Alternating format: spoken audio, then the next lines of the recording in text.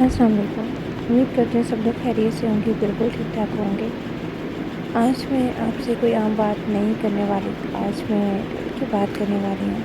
ये एक मेरी कहानी है, लेकिन शायद आपकी भी हो सकती है।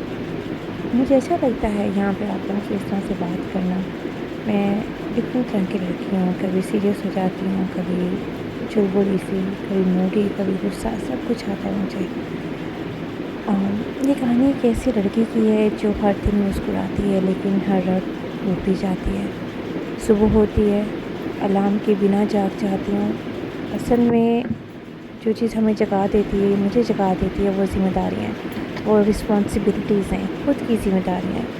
फजर की नमाज़ पढ़ के उठना और फिर एक जो कि सुकून देता है, लेकिन उसके बाद जो ज़िंदगी भर का एक इम्तिहान शुरू हो जाता है पूरे दिन का, वो बहुत एक तल्ख होता है। दिल कहता है बस आज नहीं, थोड़ी देर और आराम कर लूँ, थोड़ी देर में और सो लूँ, लेकिन दिमाग कहता है अगर तुम रुक गई ना तो सब कुछ रुक जाएगा। अगर तुम थोड़ी देर और सोओगी तो तुम लेट हो जाओगी, फिर तुम्हारी छुट्टी हो जाएगी, वैन स्किप हो जाएगी।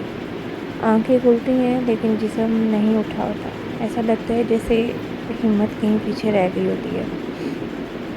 सुबह जागना, 5 बजे फिर नमाज़ पढ़ना, तैयार होना, कपड़े पहनना, बाल बनाना, ये सब काम नहीं लगते। ये एक बहुत बड़ी जंग लगती है। आईने के सामने खड़े होकर खुद को देखते हैं और दिल में एक ही सवाल आता है, क्या मैं वाकई ठीक हूँ? क्या मैं नॉर्मल हूँ? कौन इतनी सुबह सुबह उठ के तैयार हो के, क्या मजबूरी है एक शहर से दूसरे शहर में जाकर नौकरी करना? अपने शहर में क्यों नहीं? मसला है कि अपने शहर में इतने मौके नहीं होते। मुझे गर्मी भी लग रही थी तो पंखे की हवा इस कॉर्नर पे नहीं आती। मैं रूम में नहीं तैयार हो रही थी क्योंकि अम्मी सो रही थी वहाँ पे, तो मैं बाइक की लॉन्च में आ गई। खुद से सवाल करने के बाद ही क्या मैं वाकई ही ठीक हूँ?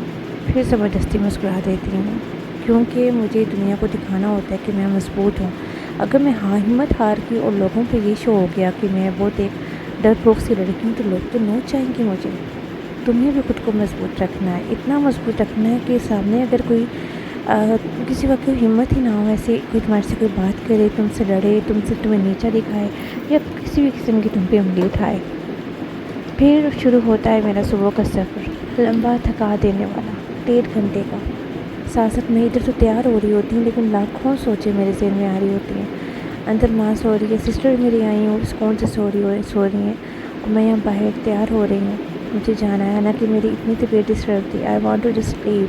इतना दिल कर था कि I just go back to my room and get little bit more sleep, but मैं नहीं सो सकती थी, टाइम शॉर्ट था।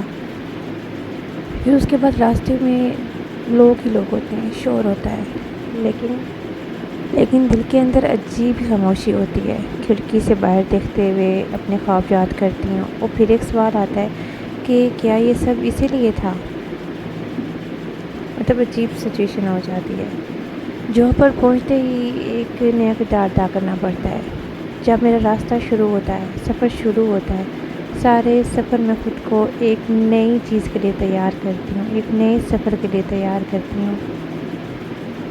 अपना सीन बना रही होती हूँ कि मैंने वहाँ जाके किस तरह से एक्ट करना है, किस तरह से ख़ुद को मैंने एक्टिव रखना है, किस तरह से मैंने शो कराना है कि यस मैं बिल्कुल एक्टिव होकर आई हूँ, मैं एक शहर से दूसरे शहर में आई हूँ, मुझे कोई मसला नहीं है, मैं आप सबसे ज़्यादा एक्टिव हूँ, मैं आप सबसे ज़्यादा हार्ड वर्क हूँ। हाँ ये बात तो देखो है, सब पूरा स्टाफ कहता है कि मैडम आप एक शहर से आती हैं, दूसरे शहर से आती हैं और यहाँ पर आके जॉब करती हैं, और हम सारे तो सेम सिटी के सिटीजन्स हैं, और हमें तो लाइक 10 मिनट्स लगते हैं अपने घर आने में, और आपकी तो कितनी ज़्यादा स्ट्रगल पुट करनी पड़ती है। आप सुबह सुबह जागती होंगी, फिर आप नाश्ता करती होंगी, फिर आप तैयार हो जाती हैं। हालांकि मैं आपको सच बताऊँ तो नाश्ते का टाइम ही नहीं होता, और सुबह सुबह किसका दिल करता है नाश्ता करने का? मैं नाश्ता बिल्कुल भी नहीं करती हूँ, नाश्ता किए बिना मैं आ जाती हूँ। फिर ख़ुद को सारे रास्ते से एक्टिंग के लिए तैयार करना कि वहाँ जाके मैंने एक स्ट्रॉन्ग सी तरह का किरदार अदा करना है। मैं जो कुछ भी हूँ, मैं अपने घर में हूँ, चाहे मुझे कोई परेशानी है, क्या मुझे कोई मुश्किल है, मैं स्ट्रेसफुल लाइफ गुजार रही हूँ, मुझे डिप्रेशन है, हर हाल में मुझे ख़ुद को खुश करना पड़ता है, खुद को धक्का देना पड़ता है, खुद को बार बार मोटिवेट करना पड़ता है। मैं हमेशा अपनी जॉब पे या सफ़र में अपने आप को, या जब मैं तैयार हो रही होती हूँ, ऑल द टाइम अपने आप को मैं कह रही होती हूँ कि देखो तुम्हें सहारों की ज़रूरत नहीं होनी चाहिए, तुम खुद एक स्ट्रॉन्ग लड़की हो, तुम्हारे अगर भाई नहीं है तो कोई बात नहीं, अल्लाह जन्नत ही मेरे फादर को, मेरे बाप बहुत अच्छे इंसान थे। अगर वो नहीं रहे तो कोई बात नहीं, बल्कि हैं, बस मसला, बस बात सिर्फ इतनी सी है कि वो इस दुनिया से दूसरी दुनिया में शिफ्ट हो गए हैं। मैं तो मानती हूँ कि मेरे वो अभी तक जिंदा हैं, मैं नहीं कहती ख़त्म हो गए।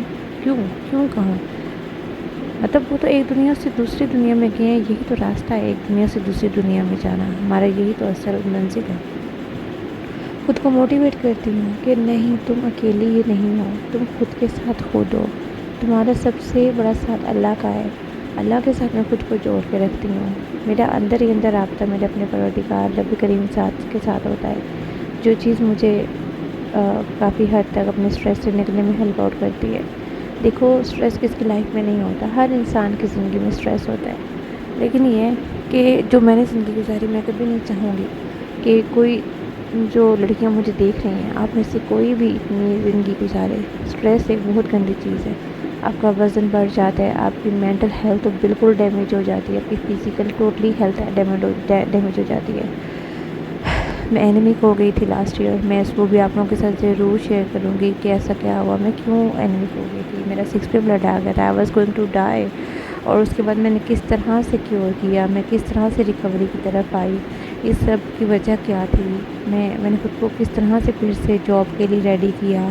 और हालांकि कभी कभी मुझे ये अच्छा लगता है कि सुबह सुबह उठ के तैयार होना एक रूटीन बन जाती है, लेकिन मैं सच बताऊं, अच्छे कपड़े पहनना, अच्छा तैयार होना, मेकअप करना, बाल बनाना, ये रूटीन में हम लड़कियां नहीं करती हैं, जब कहीं जाना होता है तब करती हैं। तो लेकिन इस तरह से मेरी, वैसे देखा जाए तो एक रूटीन बन चुकी हुई है, लेकिन मैं क्या करूं, मैं थक भी बहुत ज़्यादा जाती हूँ, बहुत ज़्यादा मैं थक जाती हूँ। कभी कभी दौरा चढ़ता है कि यार जॉब क्विट कर दूँ, जॉब छोड़ दूँ, लेकिन जब मैं देखती हूँ कि यार घर रहूँगी तो मैं ज़्यादा स्ट्रेस में जाऊँगी, ठीक है, तो वो चीज़ ज़्यादा डाउन कर देती है। मैं आपको सच बताऊँ, पिछले एक हफ़्ते से मेरी यही कैफियत है कि मुझे जॉब छोड़ देनी चाहिए। मैं जॉब छोड़ रही हूँ, मैं रिज़ाइन कर रही हूँ, मुझे मूड स्विंग्स हो रहे हैं। अगले दिन मैं जॉब पे जाके रोने लग गई, मेरे साथ जितने भी स्टाफ थी मेरे साथ पूछने लगा क्या हुआ है, और मैं, हम लोग ऐसी कोई बात हुई, हम हंस के बहुत ज़्यादा केक लगा रहे थे, हंसते हंसते मैं रो पड़ी। तो उस टाइम मुझे रियलाइज़ हुआ कि मैं वाकई एक इंटेंसिटी ऑफ डिप्रेशन में जा चुकी हूँ। ये 3-4 दिन पहले की बात है।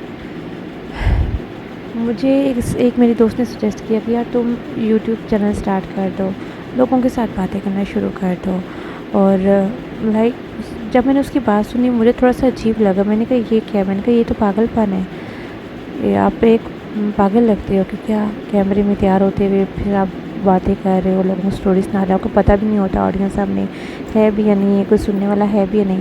लेकिन फिर भी मैंने कहा लोग मेरी बातों से बोर होंगे, मैंने कहा क्यों, किसी के पास इतना कोई टाइम है, मेरी बात कोई क्यों सुनेगा। और लेकिन मैंने जब से वीडियो बनाना शुरू की तो मुझे नहीं पता मेरी ऑडियंस मुझे पूरा सुनती है नहीं सुनती, लेकिन मुझे अच्छा लगता है आप लोगों के साथ बात कर वीडियो बनाकर सारी बातें आप लोगों के साथ शेयर करके। और मैं यहाँ पे अपना मस्कारा लगाती हूँ, मेरा मस्कारा लगाने में इतना ज़्यादा टाइम लगता है क्योंकि मेरी एक टेक्निक है जिसके थ्रू मैं लगाती हूँ, तो वो आई लैश में ना वॉल्यूम आ जाता है।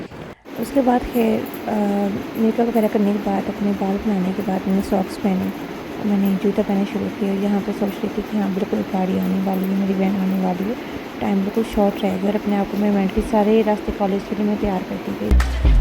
सफ़र फाइनली मेरा ख़त्म हुआ, सुकून आया, बहुत सुकून आया। कॉलेज पहुँची, कॉलेज में आके मेरे स्टाफ ने वेलकम किया, बहुत अच्छा लगा जब आप कोई गुड मॉर्निंग बोल रहे हैं। कॉलेज जाते साथ पहली ड्यूटी होती है बैग रखा आपने और फटाफट अपनी आके अटेंडेंस लगानी होती है क्योंकि मार्क होती है।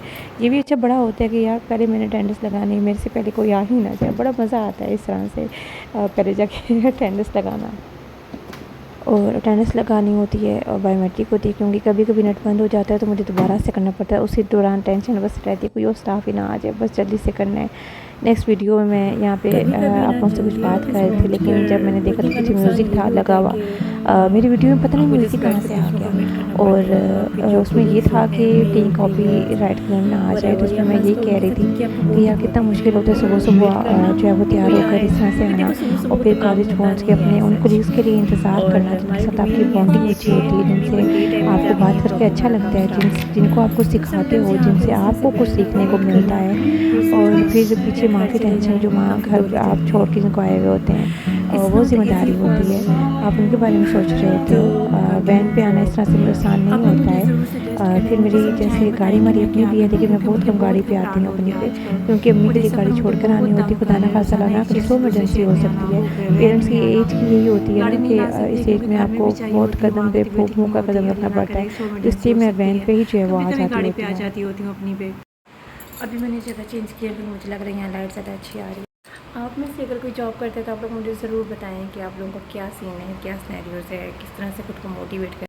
اور ابھی اس ٹائم میرے کولیگس آنے لگے ہیں، میں بند کرتی ہوں کیونکہ نو one knows that I just have started my own YouTube channel, so I just want you guys کہ آپ لوگ مجھے بتائیں، گائڈ کریں، موٹیویٹ کریں، میں صبح روزانہ کیسے اٹھ کے یہاں پہ آیا کروں۔ آج کل گرمیاں آ رہی تو میرا بہت مشکل ہو رہا ہے، روزانہ دورہ چڑھتا ہے کہ میں جاب چھوڑ دوں۔